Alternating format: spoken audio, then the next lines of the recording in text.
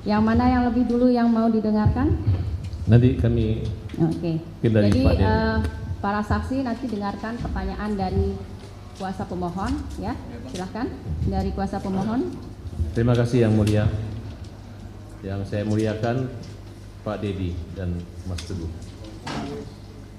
Kami mengenal Pak Dedi adalah mantan Bupati Purwakarta, mantan anggota DPRD Purwakarta, mantan anggota DPR RI. Beliau adalah tokoh masyarakat Sunda, Jawa Barat, dan juga tokoh nasional. Dalam agenda terakhir ini, kami melihat beberapa aktivitas Bapak yang harusnya ikut kampanye menjadi calon gubernur, tapi kok sangat fokus turun ke kota Cirebon. Kemudian beberapa hasil wawancara Bapak itu sangat mengejutkan dunia keadilan Indonesia dengan ditemukan beberapa fakta-fakta nyata, pengakuan-pengakuan dan pencabutan-pencabutan berita acara, keterangan baik di kepolisian maupun di pengadilan dalam satu kasus yang bernama Nina dan Eki. Hal ini menurut kami sebagai tim pengacara sangat membutuhkan kesaksian dari Bapak, karena kesaksian ini akan menjadi novum bagi kami untuk memperjuangkan saka dan keadilan Indonesia pada umumnya. Pertanyaan kami kepada Pak Dedi, kami ucapkan terima kasih. Semoga Bapak enggak terganggu kenyamanannya harus rapat hari ini. Kami benar-benar mengucapkan terima kasih, semoga Allah membalas kebaikan Bapak. Pak Dedi Mulyadi, saudara saksi, apakah saudara mengerti kenapa saudara kami undang di hari ini? Saya mengerti diundang hari ini untuk memberikan keterangan, kesaksian apa yang saya ketahui. Kira-kira kasus apa Pak yang lagi kita panggil sesuai undangan kami? Mengajukan peninjauan kembali terhadap Adinda Saka Tatal terhadap vonis yang pernah dia jalani.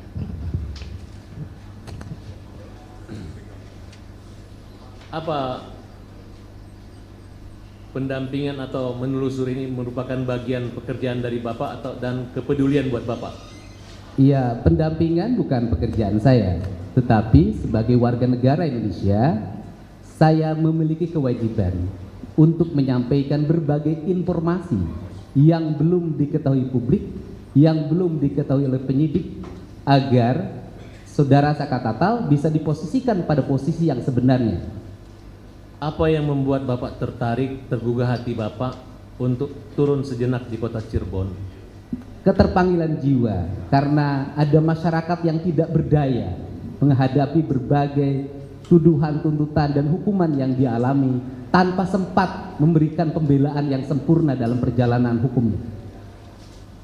Apa yang Bapak petik, Bapak rangkum, Bapak sampaikan kepada kami, kepada majelis?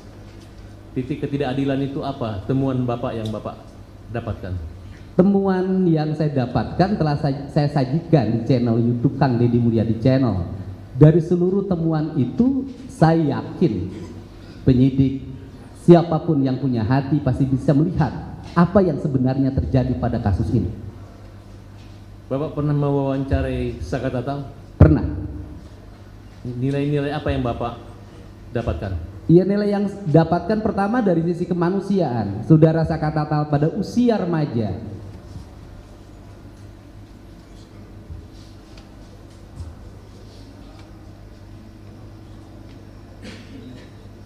tidak bisa menikmati masa remaja.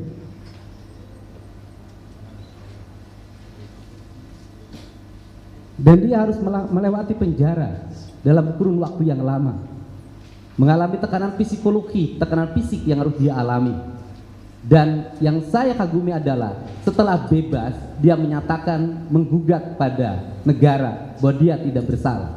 Sikap ini adalah sikap patriotik anak muda Indonesia yang harus menjadi contoh. Bapak bertemu keluarganya, kakaknya, ibunya? Saya tidak hanya bertemu kakaknya. bertemu kakaknya waktu pertama kali saya berkunjung dan bertemu saudaranya bernama Sadikun.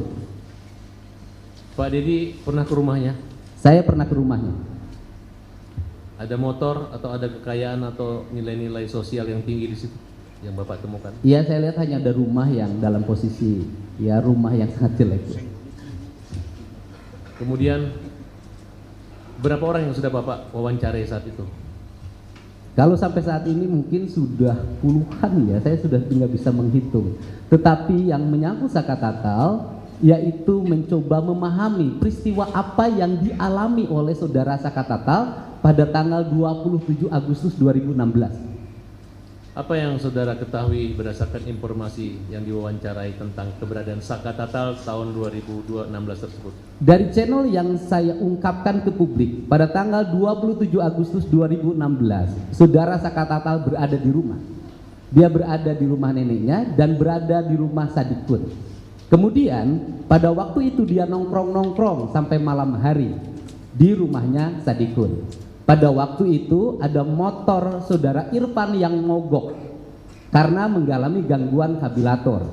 Kemudian motor yang mogok itu diteleponlah yang punya bengkel bernama Heri oleh Sadikun untuk apakah bisa memperbaiki motor Irfan, dan Heri mengatakan bisa. Kisaran pukul 10 malam mereka menceritakan pergi bersama-sama. Satu, saudara Saka Tatal dibonceng oleh Sadikun. Yang kedua, saudara Irfan membawa motor yang mogoknya sendiri. Yang ketiga, saudara Raja almarhum membonceng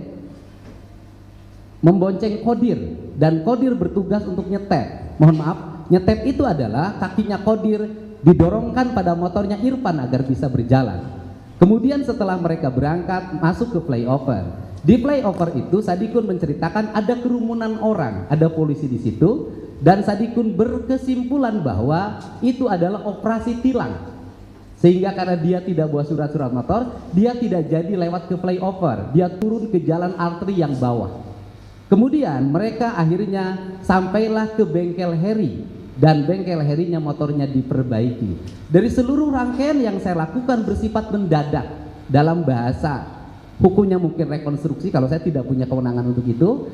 Semua alur berjalan sempurna, tidak ada yang satu sama lain saling bertentangan. Kalau mereka berbohong, membuat skenario, saya pikir tidak akan bisa melakukan menceritakan sebuah rangkaian perjalanan seperti itu. Cara seperti itu hanya bisa dilakukan oleh orang-orang yang benar dan jujur dalam menyampaikannya. Yang Bapak temukan wawancara dengan siapa yang mendukung keterangan Bapak ini? Apakah Teguh? Wawancara yang waktu itu semua diwawancara. Ya, yang intinya yang mengetahui keberadaan Saka. Saka itu yang pertama, Sadikun. Kemudian yang kedua, Kodir, yang sekarang kakinya patah karena saya berkunjung ke rumah Kodir langsung. Kemudian yang ketiga Irfan. Yang empat Heri yang punya bengkel. Dan saya bertanya pada mereka, kenapa seluruh pernyataan ini tidak disampaikan dulu pada sewaktu sidang?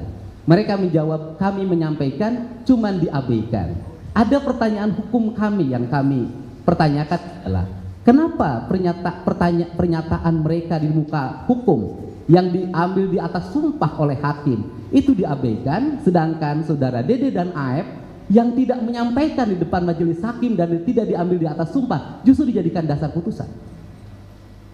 Dari beberapa kejadian atau wawancara itu saya mendengar Bapak mencari Aib dan Dede. Apa yang Bapak temukan dari pencarian itu? Sebenarnya tidak mencari. Saya wawancara Aib waktu yang pertama. Kemudian Aib menyampaikan bahwa dia apa yang dia lihat, apa yang dia dengar, itulah yang sebenarnya. Kemudian berbulan-bulan setelah itu mungkin 3 bulan, 2 bulan datanglah Dede. Yang datang ke saya itu bukan dedenya, tapi kakaknya. Kakaknya datang ke saya bahwa Dede ingin menyampaikan sesuatu pada Pak Dedi. Kenapa pada saya? Karena sulit pada yang lain menjamin keamanannya, menjamin dirinya. Akhirnya kami menjemput Dede ke Tangerang pada hari Sabtu. Kemudian setelah itu Dede langsung jam 4 ketemu saya, langsung memberikan pernyataan bahwa dia itu pada waktu itu berbohong. Dia tidak melihat gerombolan orang untuk menggunakan motor, melakukan pelemparan dan sebagainya. jarak antara warung Madura ke tempat anak-anak nongkrong itu setelah diukur oleh Dede, menurut dia jaraknya 150 meter. Artinya kalau dalam BAP itu kan dia hanya melihat keterangan itu dari jarak 50 meter, kemudian tidak, karena ketakutan dia pergi lari kabur. Iya. Saat itu kita anggap tidak mungkin lah. Dan saudara Dede juga menyatakan itu adalah arahan dari Rudiana. Coba Bapak gali sedikit pengakuan daripada Dede. Ya, kalau pengakuan dari Dede kan sudah disampaikan di channel YouTube saya pikir tinggal itu saja dilihat dan masih ada, sudah disampaikan. Terus di Peradi pernah Bapak hadirkan juga Dede? Sudah dihadirkan, di konferensi persnya ada. Saya pikir majelis JPU sudah bisa melihat dan mengakses di berbagai berita media juga muncul. Saya butuh pengulangan lagi Pak, kira-kira apa yang disampaikan Dede tentang peristiwa itu? Yang disampaikan oleh Dede yang disampaikan oleh Dede pada peristiwa itu bahwa saudara Dede dijemput, saudara Aep minta dijemput oleh saudara Dede untuk untuk diantar ke Polresta. Kemudian ada pertemuan nggak antara Dede dengan Rudiana? Kalau pengakuan Dede ada pertemuan di situ sebelum diperiksa, itu pengakuan Dede. Artinya menurut Dede semua keterangan yang disampaikan itu adalah arahan dari Rudiana. Menurut Dede di channel YouTube saya seperti itu. Apa benar menurut Dede tidak pernah datang ke pengadilan dan yang melarang datang ke pengadilan itu adalah Rudiana? Di channel YouTube saya dan di berbagai channel media seperti itu jawabannya. Apa kesimpulan Bapak tentang peristiwa pengakuan Dede tersebut? Kesimpulan saya dalam peristiwa pengakuan Dede bahwa Dede tidak mengetahui peristiwa pengejaran dan Dede memastikan pada malam itu tidak ada kerumunan orang di depan SMP 11, tidak ada anak-anak bergerombol di gang SMP 11 pada malam itu. Tidak ada peristiwa pengejaran dan Dede setelah membeli rokok kembali lagi mengantar Aep ke tempat pencucian mobil. Tekanan-tekanan batin apa yang membuat Dede itu mau jujur sama Pak Dedi? Dia mengatakan selama 8 tahun tersiksa hidupnya. Dia mengalami problem psikologi dalam dirinya, hidupnya seperti mengalami ketakutan. Saya dengar ada ungkapan bahwa Dede siap dipenjara untuk menebus kesalahannya. Coba Bapak jelaskan. Iya, Dede berulang-ulang saya nanya, kamu bohong atau tidak? Dia katakan saya tidak berbohong. Pernyataan Dede sudah disampaikan di depan notaris. Dan nanti sebentar lagi akan kita legalisir di Pengadilan Negeri Cirebon. Karena ini erat kaitannya dengan saya mendapat informasi bahwa Bapak dilaporkan oleh Aep, Bapak dan Pak Dedi dan Dede dilaporkan. Iya. Ini menyangkut seolah-olah menghalangi merintangan dan berbohong lah kira-kira penyidikan. Tapi saya yakin apa yang Bapak lakukan itu bukan satu kejahatan. Iya, yang saya lakukan hanya ingin menyampaikan informasi tentang sebuah peristiwa secara terbuka dan semuanya ingin diuji lewat lembaga peradilan karena saudara Aep dan Dede sebelum saudara Dede bertemu saya sudah dilaporkan ke Mabes Polri oleh keluarga terpidana atas dugaan kesaksian palsu. Sedikit lagi, bisa tidak Bapak mengungkapkan atau menyebutkan siapa-siapa orang yang mengalami penyiksaan yang Bapak wawancarai, baik yang sudah keluar dari penjara selain Tata ataupun siapa yang pernah Bapak wawancarai? Kalau diwawancarai musik di channel tidak ada kalau yang di dalam karena kan aturannya kan tidak boleh. Yang saya hanya mewawancarai kan yang di luar. Ya, yang di luar. Yang di luar itu diantaranya saudara Aldi, adiknya dari Eka. Apa cerita Aldi kepada Bapak? Sama, bahwa dia mengalami penyiksaan yang luar biasa, kemudian dia berhenti disiksa karena Eka-nya menyampaikan bahwa saya pelakunya, kemudian kamu bukan pelakunya, untuk menyelamatkan adiknya. Oke, kalau yang Bapak ketahui tentang Teguh ini, bagaimana Pak? Saudara Teguh adalah orang yang datang ke rumah saya untuk menyampaikan peristiwa yang sebenarnya, karena waktu itu Saudara Teguh pada saat tanggal 27 Agustus 2016 itu bersama-sama terpidana yang lain. Pertama dia berkumpul di rumah Bu Nining, karena Bu Nining merasa bising kemudian diusir, pindahlah ke rumah Hadi. Malamnya mereka tidur di rumah anaknya Pak RT Pasren. Di keterangan di 2016 Saudara Teguh menyampaikan bahwa dia itu kan pada kisaran jam 10, setengah jam 9 itu beli nasi kuning. Sepulang beli nasi kuning langsung ke rumah Hadi dan kemudian nginep di rumah RT Pasren. Tetapi pada waktu BAP 2016 Saudara Teguh diarahkan menurut keterangan Saudara Teguh pada channel YouTube saya bahwa Saudara Teguh sepulang dari beli nasi kuning langsung pulang ke rumah dan tidur. Saudara saksi tahu kalau Saudara Teguh sudah mencabut keterangan saksi beliau? Menurut keterangan Saudara Teguh mencabut pada waktu kasus Peggy 2024. Nyabut ya? Oke, saya beralih ke Teguh sejenak. Saudara Teguh, apa yang kamu ketahui tentang perkara terkait Saka Tatal dalam peristiwa tanggal 27 itu? Pada malam kejadian, apa yang Teguh ketahui? Saya tidak tahu Saka.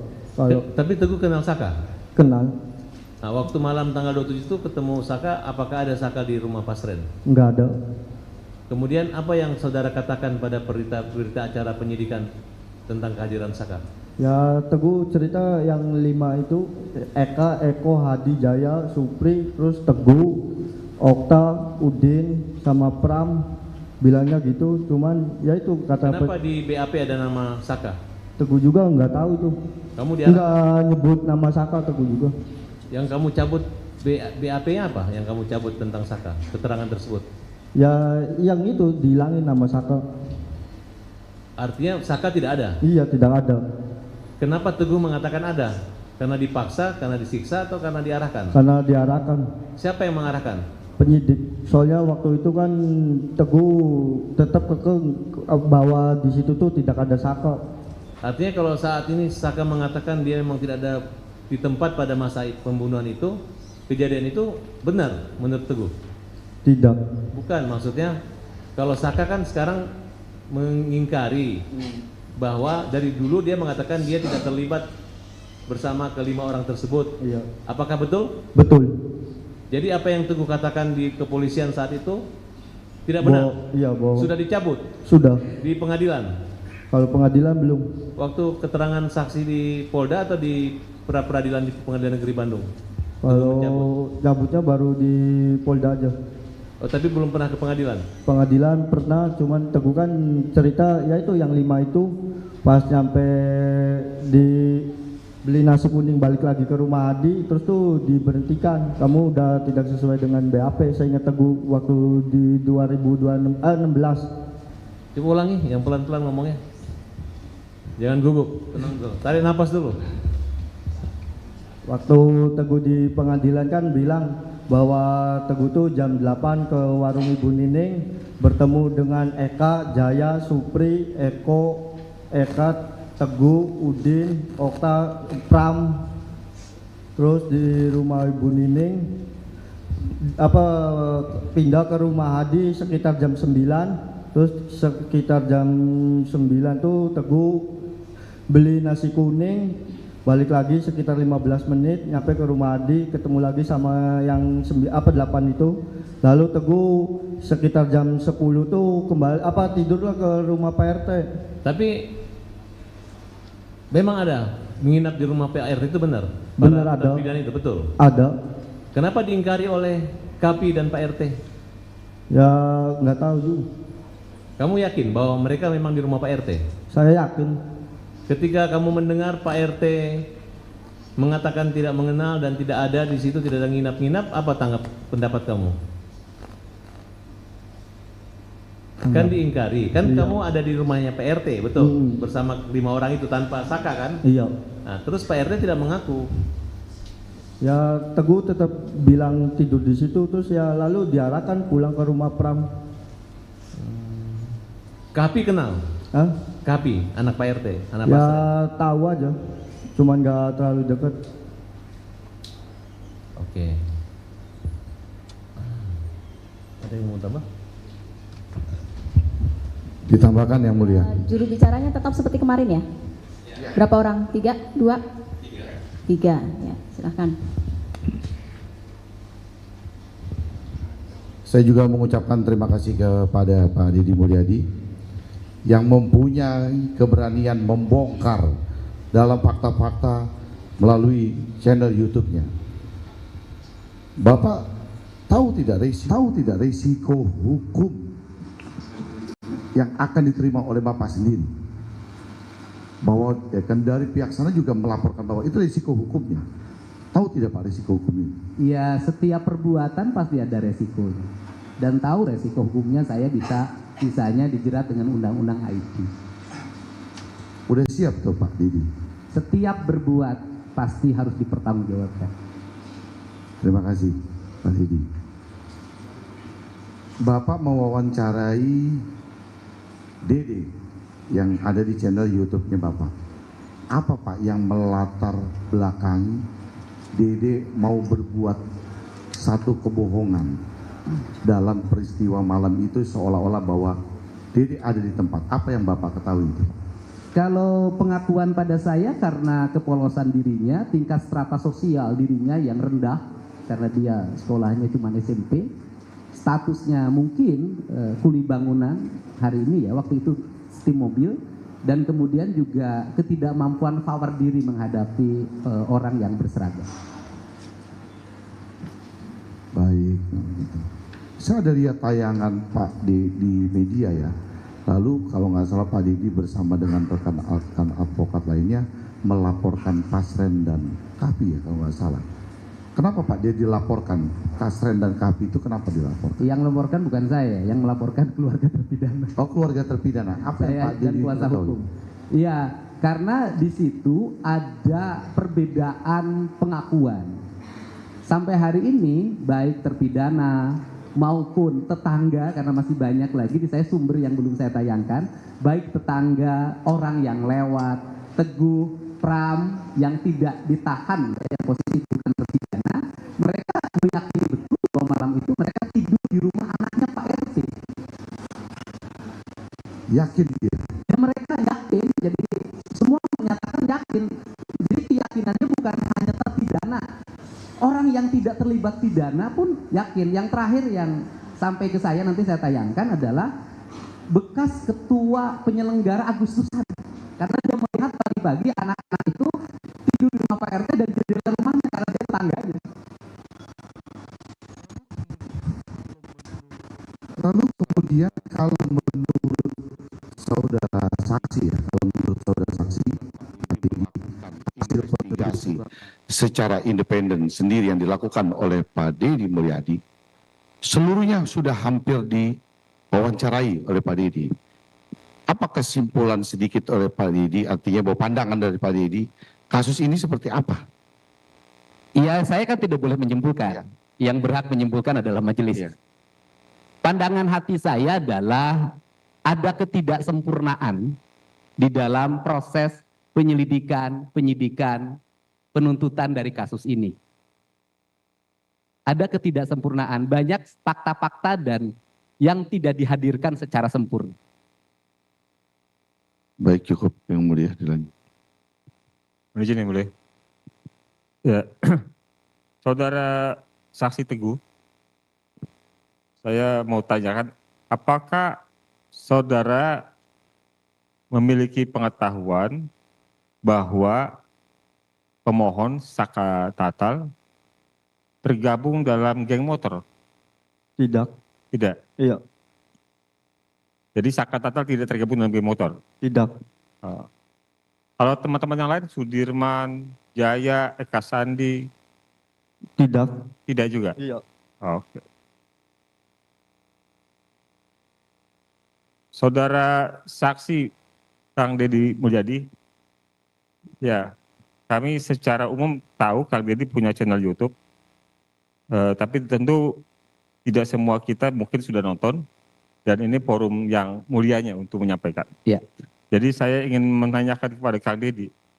Kang Deddy tadi sampaikan bahwa Kang Deddy sudah berbicara dengan AF Sudah mewawancarai. Sudah wawancara AF.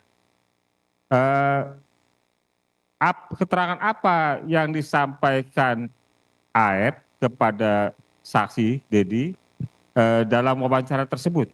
Baik, saya jelaskan. Ya. Waktu saya mewawancarai AF meyakinkan pada saya bahwa dia melihat terpidana mengejar Eki dan Pina menggunakan motor sebanyak 8 orang sebelumnya melakukan pelemparan. Dan dia melihat itu ketika dia sedang membeli rokok pada malam hari. Nah, kemudian saya jelaskan. Dari penjelasan AF itulah saya penasaran. Ya. Karena AF menyatakan bahwa dia membeli rokok pada malam hari, melihat anak-anak itu melakukan pengajaran. Walaupun dari pengejaran 8 orang itu bertentangan ketika Peggy Setiawan ditangkap. Karena apa? Tidak jadi 8, jadi 9. Kalau ditambah 2 DPO yang kemudian dihilangkan oleh Polda Metro, kemudian jadi 11. Polda Jabar jadi 11. Sebenarnya agak bertentangan. Kemudian saya datanglah ke SMP 11 pagi harinya. Ya. Kemudian saya bercoba berjalan. Pertama yang saya temui adalah warung nasi di depan seti mobil tempat Ayat dan Dede bekerja. Ya. Kemudian dia mengatakan bahwa kami tidak menjual rokok. Dan jam 4 sore warung kami tutup.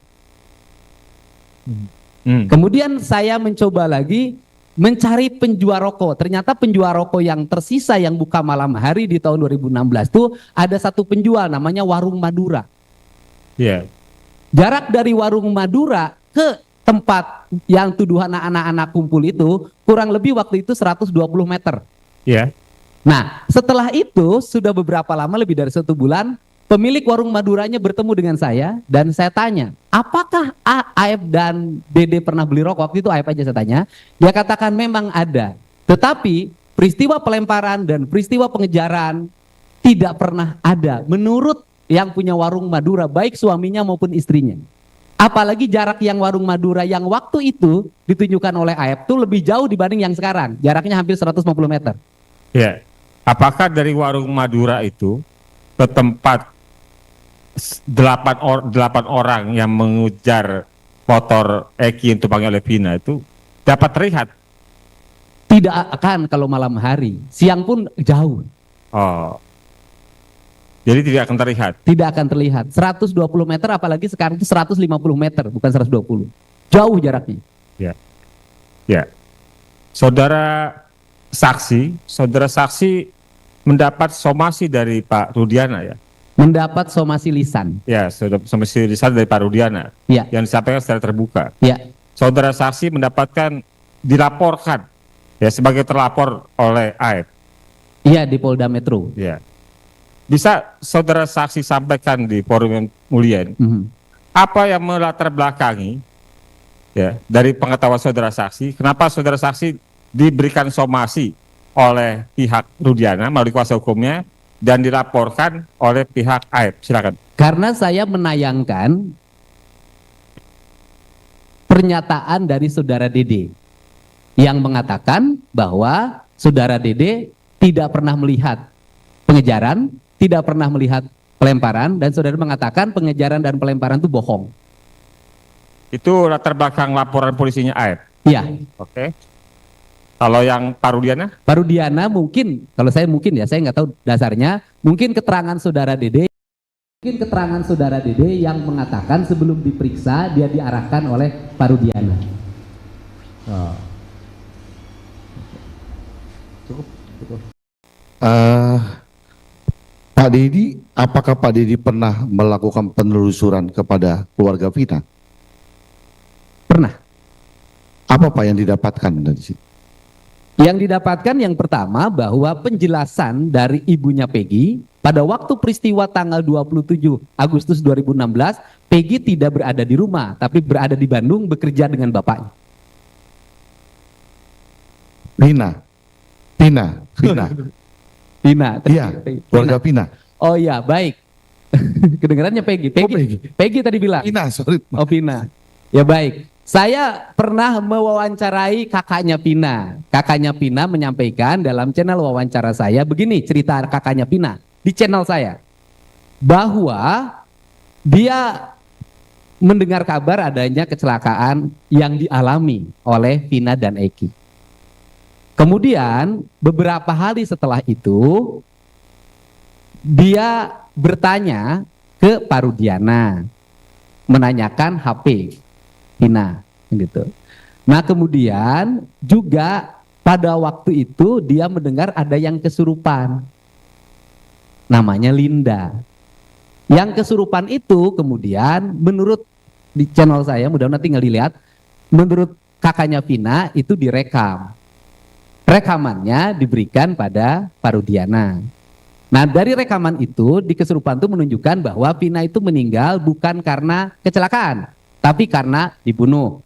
Kan gitu, karena dibunuh. Kan gitu, dan menyebut nama orang, menyebutnya Egi di rekaman YouTube saya itu sambil menunjuk-nunjuk seperti ini. Gitu. Itu. Hanya dari rekaman yang itu diberikan oleh Parudiana gitu. Ya menurut kakaknya Vina rekamannya diberikan ke Parudiana. Tinggal dicek di channel YouTube saya. Baik, makasih. Saudara saksi beragama Islam? Islam. Alhamdulillah. Sepengetahuan saudara saksi percaya nggak dengan kesurupan? Saya tidak percaya. Karena apakah dengan kesurupan saudari Vina ini mengarahkan saudari percaya dengan apakah latar belakang itu sehingga saudara ikut juga menjadi bagian penuntun arah kesurupan tersebut? Dari sisi sains yang saya miliki dan keyakinan saya miliki, saya tidak percaya adanya kesurupan. Kesurupan hanya dialami oleh orang-orang yang mengalami lemah dalam mental. Artinya kesurupan dalam Vina yang dalam Linda itu saudara kesampingkan ya?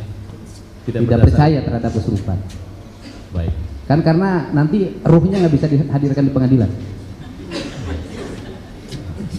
Oke, saudara saksi, pertanyaan saya tambah. Sejauh apa saudara saksi mengenal Dede? Apakah mengenal juga saudaranya atau orang tuanya? Baru mengenal sekarang setelah dia datang ke rumah. Kenal bapaknya? Tidak. Saya dapat informasi katanya ayahnya Dede sering berkomunikasi dengan Pak Dede. Oh tidak pernah, ayahnya kan sudah meninggal, kesurupan kan. Ayahnya Aep.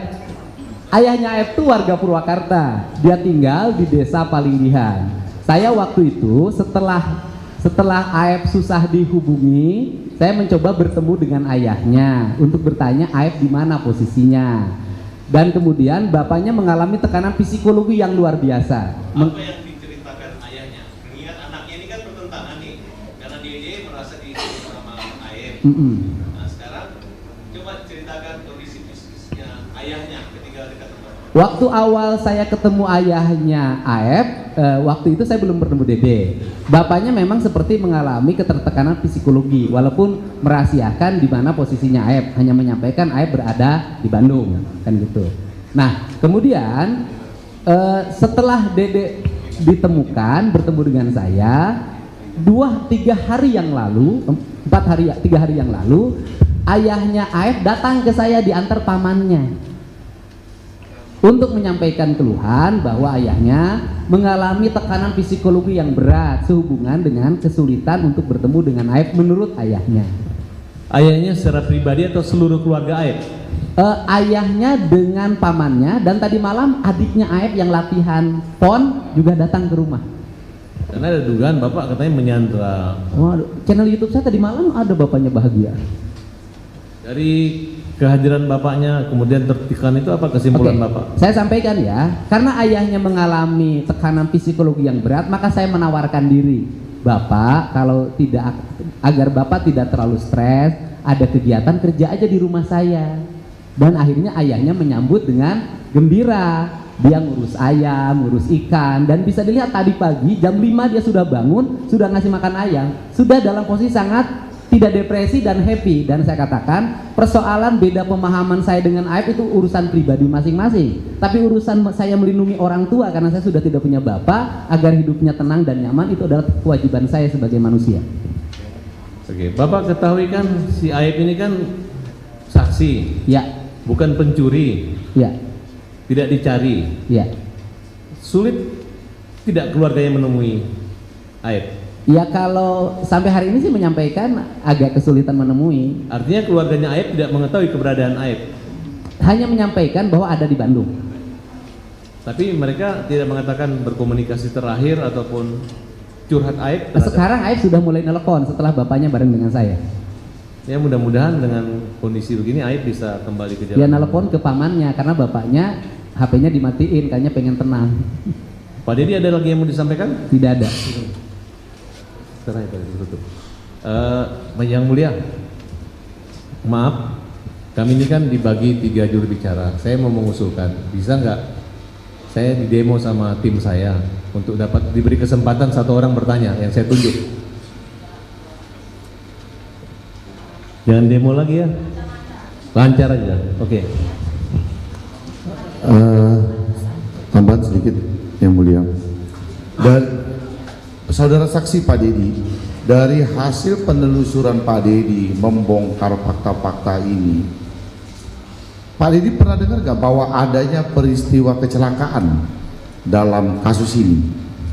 Seperti apa kalau Pak Dedi pernah dengar bahwa ini adalah kasus kecelakaan? Ya, pertama saya bukan membongkar ya. Yang membongkar itu penyidik, bukan saya. Saya menyajikan. Nah, yang saya dengar langsung dari para pihak bahwa pada waktu pertama peristiwa ini sudah ditangani oleh Polres Sumber karena tempat kejadiannya merupakan wilayah hukum Kabupaten Cirebon dan sudah dinyatakan kasus ini adalah kasus kecelakaan. Dan Cukup, terima kasih.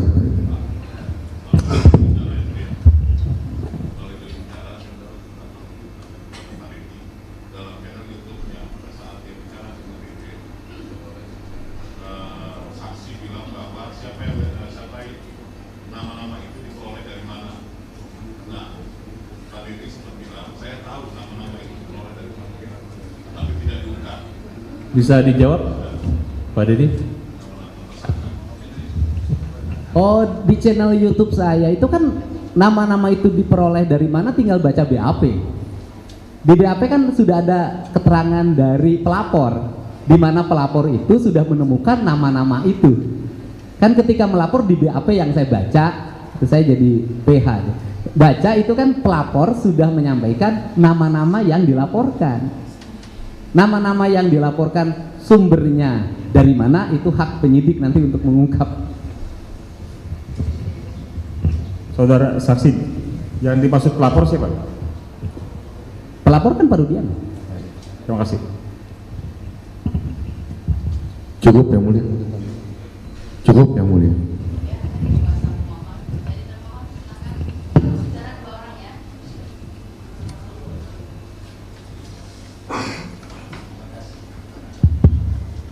Terima kasih Yang Mulia, yang saya hormati Pak Dedi. Sebelumnya saya berterima kasih dan menghargai sebesar-besarnya usaha Pak Dedi dalam mengungkap semua kebenaran ya. Lepas dari kebenaran itu pahit atau manis, kita harus ungkap. Tetapi saya juga ingin mungkin menegaskan beberapa hal terkait dari hasil wawancara Pak Dedi selama ini yang Pak Dedi lakukan.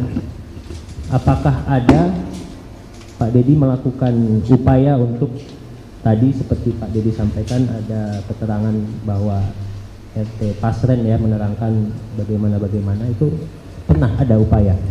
Saya beberapa kali berkunjung ke rumah Pak RT Pasren. Beberapa kali, tapi selalu tutup rumahnya dan sulit dihubungi. Beda dengan saksi yang lain, mudah banget. Berarti Bahkan ketemu ketua RW, saya pernah meminta bertemu Pak RT Pasren, tapi tidak bisa ketemu. berarti gagal ya intinya seperti itu. Nah kemudian Pak Dedi tadi menerangkan bahwa saksi Teguh di dalam YouTube-nya menerangkan bahwa tidak pernah melihat Sakatata, ya seperti itu. Dan itu saksi Teguh kemudian mencabut ya, benar ya seperti itu. Nah saya juga ingin menegaskan bahwa memang sebenarnya dari awal berkas perkara dan keterangan saksi Teguh menerangkan tidak pernah melihat Sakatatal ada di lokasi seperti itu. Nah sehingga saksi Teguh ini memang tidak dijadikan saksi dalam perkara Sakatata. Itu fakta yang ada dalam berkas perkara dan putusan pengadilan gitu ya. Baik, saya jelaskan. Di channel YouTube saya, Saudara Teguh tidak menjelaskan masalah Sakatata.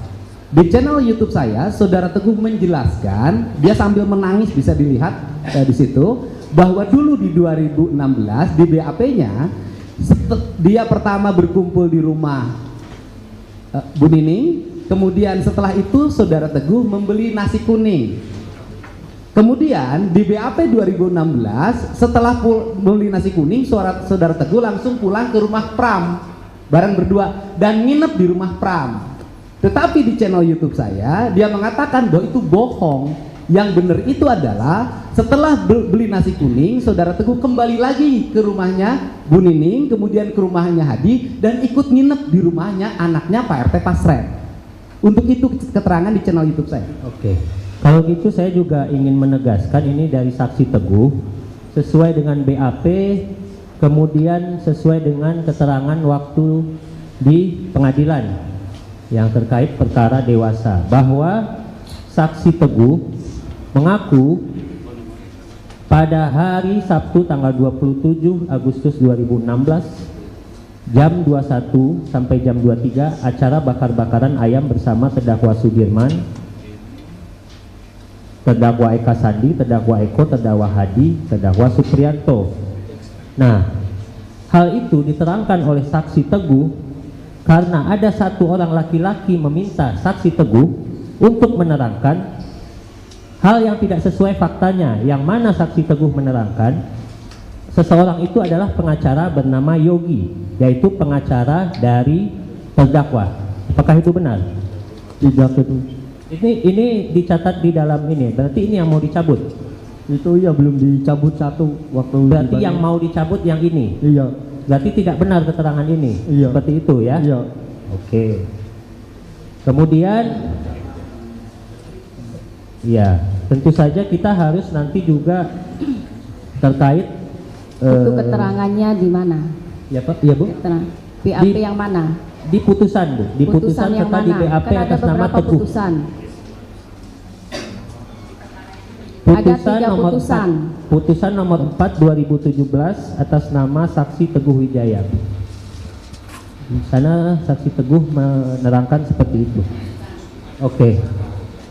Nah, kemudian ini mungkin kita langsung ke pokok permasalahan saja ya Pak Teddy dan Pak Teguh, karena saya pikir ini sudah terlalu melebar kemana-mana.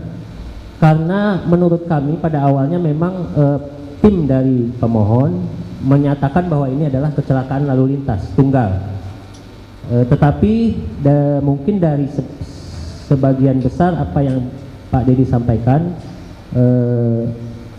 kami ingin menegaskan apakah Pak Dedi memang bisa menyatakan bahwa itu ada kecelakaan tunggal dan memang Pak Dedi menyaksikan sendiri atau bagaimana mengetahui sendiri ada peristiwa kecelakaan seperti itu. Nah, sebentar ya sebelum dijawab.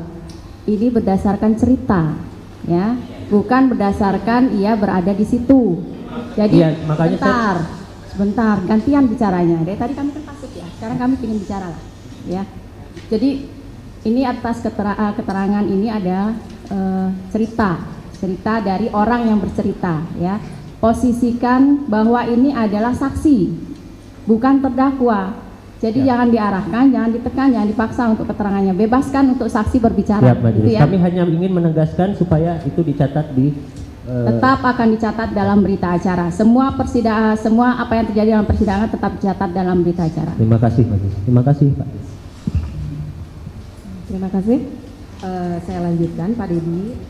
Dalam hal ini, sebagaimana yang disampaikan oleh majelis, artinya dalam hal ini Bapak adalah sebagai saksi de audito, ada testimoni de audito ya, artinya yang mendengar, mengumpulkan dan sebagainya. Artinya seperti itu, bukan saksi fakta yang pada saat kejadian ada di situ, baik itu ada di tempat kecelakaan di jembatan, kemudian kejadian di showroom, di belakang showroom, kemudian kejadian mengejar dan sebagainya, Bapak tidak mengetahui secara pasti. Nah, dalam hal ini Bapak kedudukannya sebagai saksi fakta, tetapi sebagai saksi testimoni de auditor ya, begitu. Nah, saya ingin tanyakan tadi terkait Bapak dengan ada panggilan ingin menyampaikan bahwa mencari tahu dari keterangan saksi gitu ya, itu kan di luar persidangan, ya kan? Artinya keterangan yang disampaikan oleh mereka itu tidak disumpah, ya kan? Artinya mereka bebas memberikan keterangan, tapi itu tidak di bawah sumpah. Nah, ketika disandingkan dengan keterangan mereka sebagai saksi yang ada di persidangan, yang kemudian kami sidangkan, kemudian hasilnya ada putusan dan sampai tingkat pertama, banding sampai dengan kasasi. Ya, di hasil keterangan-keterangan itu tuh mungkin keterangan yang Bapak sampaikan itu ada persamaannya dengan berkas dan ada juga perbedaannya sedikit mungkin ya, yang Bapak sampaikan. Nah, tetapi dalam hal ini yang saya ingin tahu, langsung ke pertanyaan ya. Siap yang mulia. Apa alasannya Bapak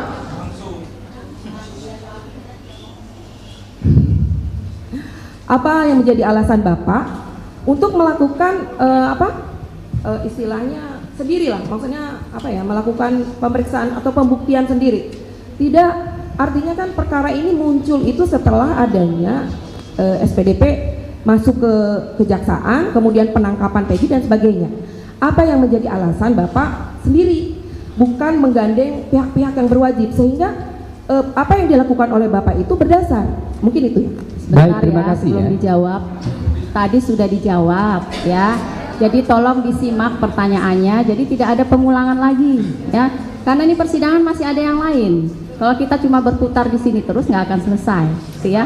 Jadi tolong disimak. Begitu juga dengan kuasa pemohon, sama dua-duanya, kuasa pemohon maupun termohon. Tolong disimak pertanyaannya. Jadi jangan ada pengulangan lagi, gitu ya. Baik, terima kasih yang mulia. Saya hanya ingin lebih mendetail aja Bu, artinya tadi kan sudah memang mengatakan bahwa itu panggilan jiwa. Artinya maksud saya, kalaupun seperti ini kan, iya. Jadi maksud saya tadi, Bapak itu melakukan itu sendiri, kenapa tidak menggandeng pihak kepolisian? Yang pertama bahwa saya tidak punya kewajiban untuk bekerja sama dengan siapapun.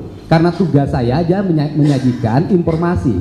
Informasi ini bisa digunakan oleh kuasa hukum, bisa digunakan oleh jaksa, bisa digunakan oleh penyidik. Dan seluruhnya kan terbukti hari ini bahwa seluruh data informasi yang saya sampaikan bisa menjadi landasan bagi PK-nya Sakatata, dan nanti bisa menjadi landasan bagi PK-nya 7 terpidana. Dan kemudian para pihak yang berkeberatan terhadap berbagai kesaksian yang diduga palsu 2016 semuanya berproses, dilaporkan ke Mabes Polri.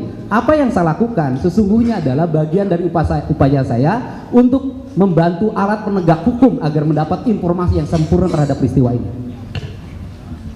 Baik, terima kasih. Sekarang untuk Pak Teguh ya. Teguh kan hadir sebagai saksi bukan di perkara Sakatatal ya, tapi di perkara yang dewasa, betul? Betul. Betul ya. Jadi dalam hal ini Teguh tidak ada kaitannya dengan Sakatatal, betul? Betul. Betul. Kemudian kalau untuk tadi Teguh mengatakan, Mas Teguh ini mengatakan bahwa saya mencabut keterangan dan sebagainya, itu memang keterangan itu memang di dalam berkas perkara, memang Pak Teguh tidak menerangkan bahwa saya berada bla bla bla bla di rumah itu, tapi itu adalah keterangan yang diminta oleh seseorang yang tadi dijelaskan oleh rekan saya, bahwa pada waktu itu ada seseorang yang datang ke tempat untuk Pak Teguh mengatakan hal seperti itu, betul? Tidak. Jadi yang ada di rumah itu siapa? Ya Pak Jogi ya emang datang ke Teguh nyeritain yang sebenarnya. Yang di rumah Bu Nining, ke rumah Hadid, lalu ke ini rumah Pak RT Pasren, kontrakannya. Iya, ke rumah Pak RT Pasren. Iya. Cuman di dalam BAP kan Teguh disuruh menerangkan bersama dengan pelaku yang dewasa. Tapi Teguh, saya tidak mau mengatakan seperti itu karena saya memang tidak mengatakan seperti itu. Ya karena diarahkan sih waktu itu dari tahun 2016. Diarahkan. Terus Iya. kemudian ada dalam berita acara kan juga menerangkan Pak Teguh itu ada seseorang penasihat hukum yang datang kemudian memberikan amplop. Ada Teguh menerangkan Ada nggak seperti itu. keterangan seperti itu? Dalam BAP. Aslinya sih tidak ada itu tuh. Tidak ada. Iya. Kemudian datang ke persidangan waktu menjadi saksi. Iya. Datang. Iya. Kemudian ada majelis hakim waktu itu menanyakan, termasuk dengan datangnya berbarengan bersama dengan RT Pasren tidak? Iya. Iya. Iya. Pada waktu itu ada majelis hakim menanyakan terkait siapa PH-nya, kemudian ada tidak menunjuk siapa PH-nya? PH-nya. Iya. Pengacara, maksudnya saya, maaf, pengacara yang waktu itu mendampingi Bentar ya. ke-8 itu. Tadi dari termohon juga bilang nanti melebar kemana-mana. Akhirnya jadi melebar kemana-mana. Sebentar ya.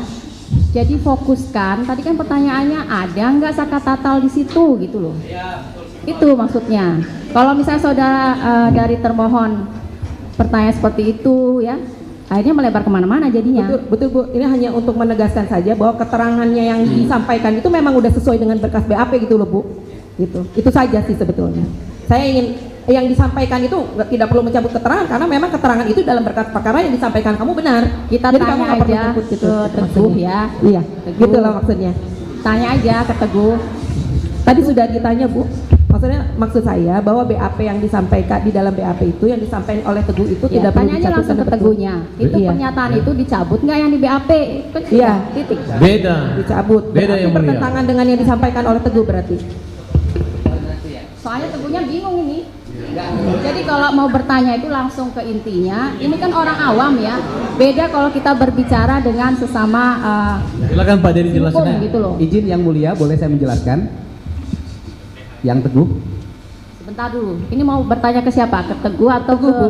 Pak Dedi? Izin. Tapi Izin pertanyaannya yang mulia. langsung. Baik. Jangan muter-muter ya. Ini bingung nih. Kelihatan wajahnya Teguh bingung. Ya, baik.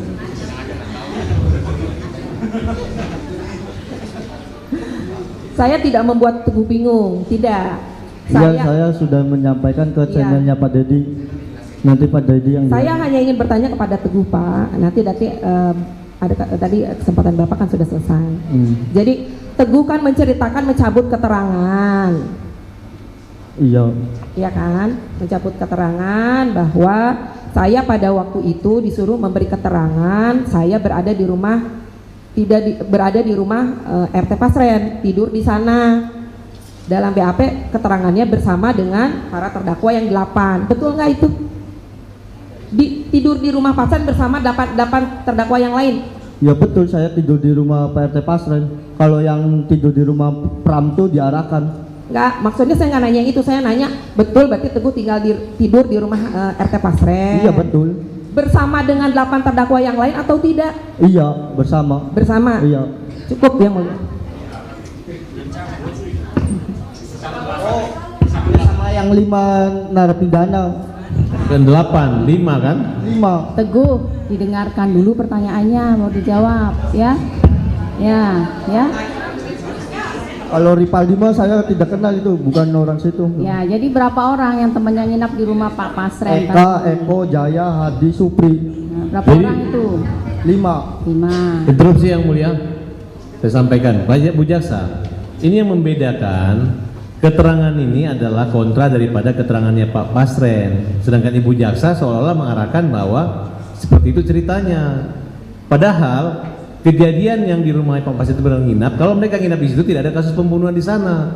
Tapi karena Pak Pasren mengaku tidak ada orang itu, dianggap bahwa gara-gara nggak ada di rumah Pak Pasren maka mereka lah pelakunya. Kira-kira seperti itu kan? Iya. Yang mulia, Itu ceritanya, jangan penasihat dibalik-balik hukum juga pertanyaannya. menyimpulkan Ya, ya. sendiri yang mulia.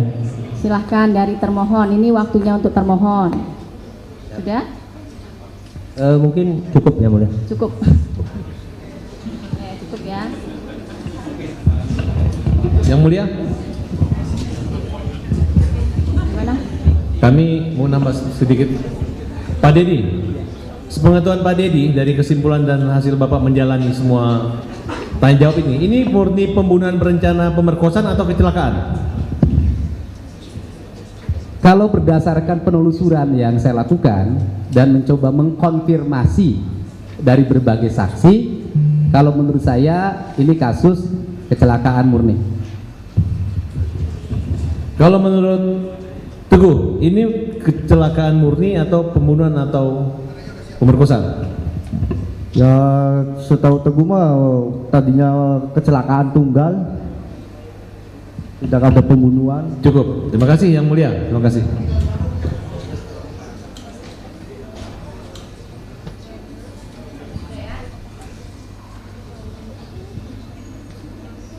Untuk pemohon Sakatatal, keterangan ini bagaimana? Benar semua atau nggak tahu sebenarnya? Benar. Ya, sudah, kalau sudah benar. Terima kasih untuk keterangannya. Silahkan kembali ke belakang ini untuk Terima kasih identitasnya. Pak Deddy Mulyadi, sukses terus. Semoga jadi Gubernur Jawa Barat. Amin. Rakyat mendukung Pak Deddy Mulyadi. Nggak boleh kampanye di sini. Nggak boleh kampanye.